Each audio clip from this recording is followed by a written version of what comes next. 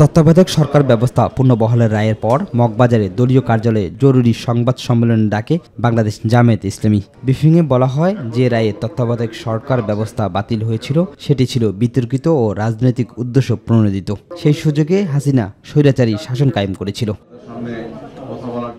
আগামী জাতীয় নির্বাচনকে সুষ্ঠু, অংশগ্রহণমূলক ও নিরপেক্ষ করতে অন্তর্বর্তীকালীন সরকারের প্রতি দায়িত্বশীল ভূমিকা প্রত্যাশা করে জামায়াত। সরকার ব্যবস্থা বাতিলের কারণে শেখ হাসিনা সরকার পরবর্তীতে এই ফেসিবাদ এবং স্বৈরাচারী চরিত্র দ্বারা অর্জন করেছে। এই কেয়ারটেকার সরকার নিয়ে এই জাতি আন্দোলন করেছে,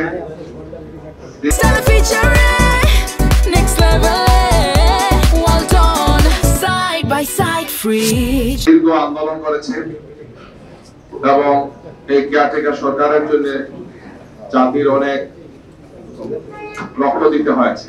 রায়কে নিরপেক্ষ নির্বাচনের নতুন সুযোগ সূচনা হিসেবে উল্লেখ করে জামায়াত জানায়, দীর্ঘদিনের প্রত্যাশা পূরণ হয়েছে জনগণের। কেয়ারটেকার সরকার না থাকলে বা এই ধরনের একটি লেভেল প্লেইং ফিল্ড এবং নিরপেক্ষ সরকার ব্যবস্থা না থাকলে কি হতে পারে, 14, 18 এবং 24 আমাদের সামনে সেটা জাতীয় উদাহরণ।